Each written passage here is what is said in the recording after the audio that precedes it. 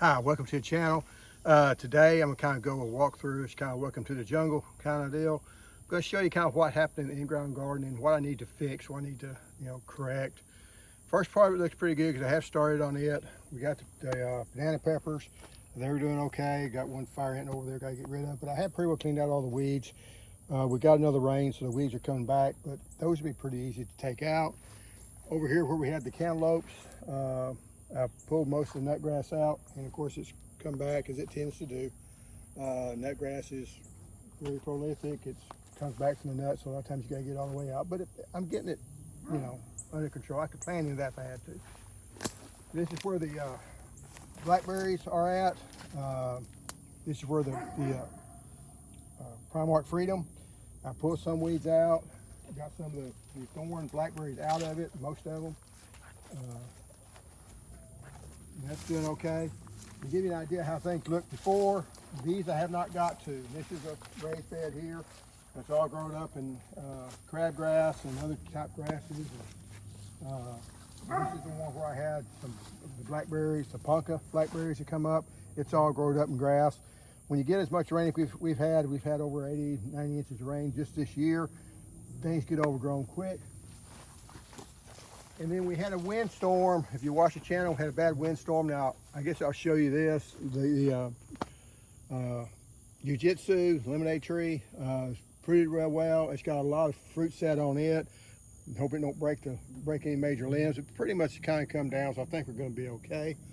But if we have a bad storm, we could be in trouble. This is one of the trees that blew over. I cut back. I haven't killed it yet, but I have decided to take it out to give it more room for the other plants to grow. And then if you go straight here, this used to be a straight path. So what's happened is a lot of our plums, when we got the hard north wind, it was not the hurricane that did this, it was before that storm. Hurricane didn't hurt us that bad. But these blew over, they broke, they've not died, but I got one main trunk here. I've got to go cut it out and take it out. That tree did okay. Again, my path is right here. So here's another tree that broke. I think it's the Guthrie plum tree that broke. And then the main one that broke is this one right here. So I've got to go in there and take that out. I've got to take another one out and got to see what's growing back in it. Hopefully, it's not just going to be all one thing.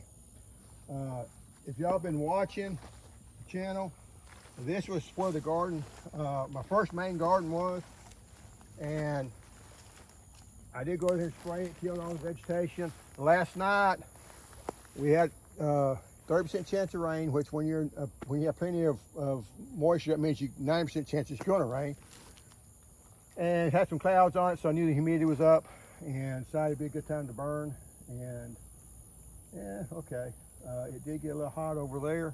But I was trying to get rid of all this stuff, because if you look at this stuff is as thick as this or thicker, and it's hard to till up. It's hard to get rid. So it's still organic matter in the soil because you got the roots, but that stuff on top, if you try to run in with a tiller, you can't hardly get it because it all balls up on you. So I did that to burn that stuff off.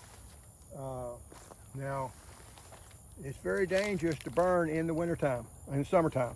The temperature was still up in the 80s, which is above what you're supposed to spray at, burn at. I did start trying to set different sections, and that section over there, it just got too hot because it started kind of raining, and I set some fires here, and here, and I set one up over there, trying to get everything to burn to the middle. But sure enough, the wind was kind of blowing that way, and I wanted to save these trees over here, and then the wind shifted on me because we basically had no wind. That is very dangerous to, you really want a wind to know where the fire is going. If I had a consistent wind, I know where it'd be going. I had a lot of training, so everything I was doing was wrong. But really, there was no way for this fire to get away from me. It's all green grass over there. That was my worst section, so that's why I was kind of worried about it. And it did knock back a couple of the pomegranate trees, our bushes.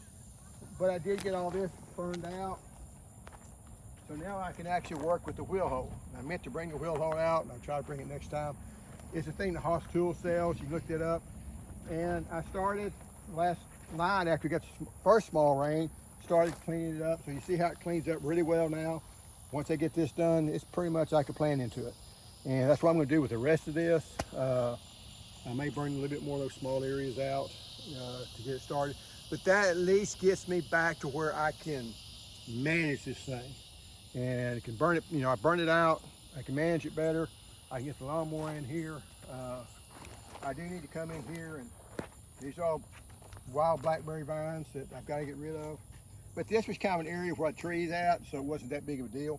I've also got to kind of clean this part out here. This isn't going to burn, I don't think. Which, like I say, really shouldn't be burning this time of year anyway. Yeah, I'm going to skip this. I may end up putting this back into, because that tree is rootstock. These here are my jujube trees, which we're not really that fond of, so I may remove those two trees and I can have a big area right here together. This area here, again, it's not going to burn except maybe the sides, but you got to be careful because you don't want to sit and burn up my loquat tree. So, and this over here, where I had my black-eyed peas, I went ahead and sprayed it.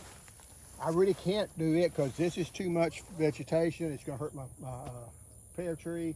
It's going to hurt the loquat tree. So this one's just going to have to be figured out how to do it. If anything, I'll let it go ahead and continue to die. Once it dies in, I may have to bring a rake and rake it out or something to get it cleaned up.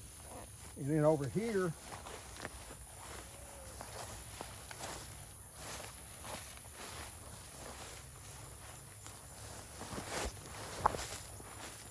this here would actually burn. The only thing kind of scares me is I'd have to do it before that would start burning. But I did spray this too, and I can get this cleaned out.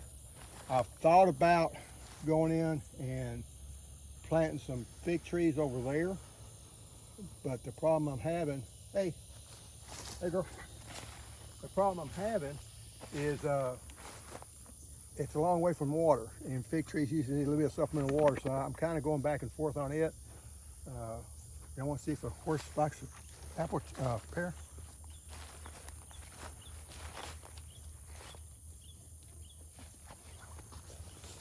Come here, girl. Come here. Come here.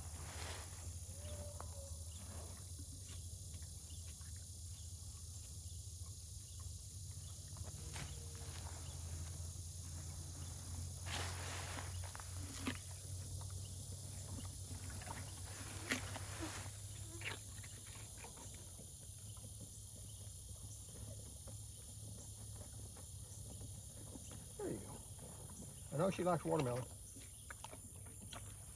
There you go. Anyway, we got plenty of pears this year, but that's kind of my theory.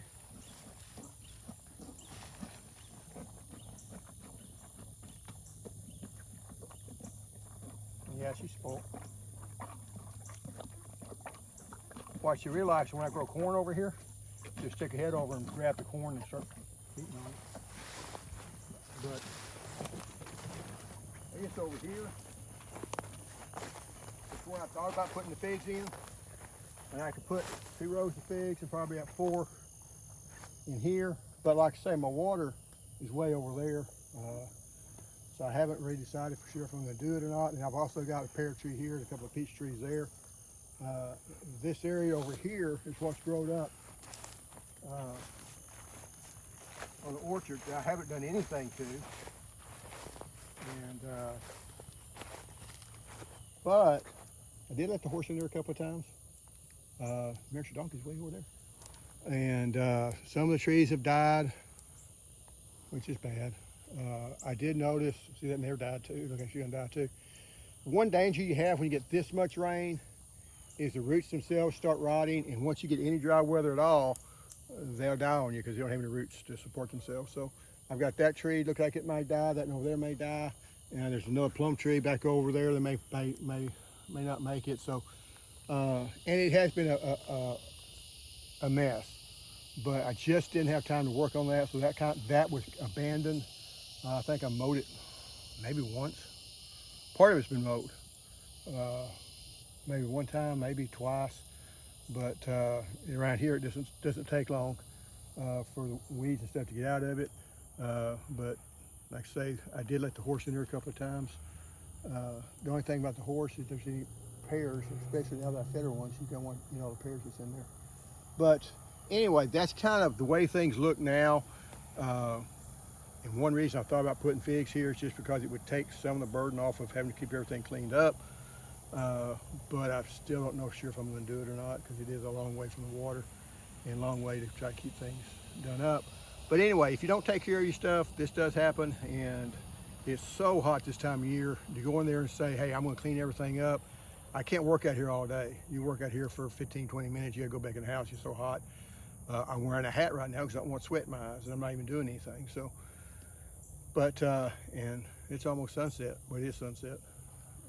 So out here in southeast Texas, it doesn't really cool down.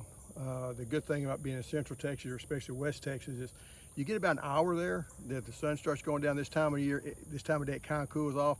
And if you get up really early in the morning for about an hour or two, it's a little bit cooler. We're here.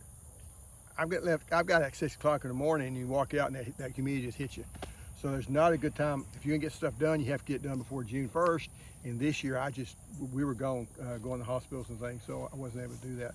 But I will get things back in shape, but at least you get to see it at its worst. And so if you do ever get yourself in that situation, yeah, you can get out of it. But anyway, thanks for watching. Hopefully next time I'll show you more success stories. Yep.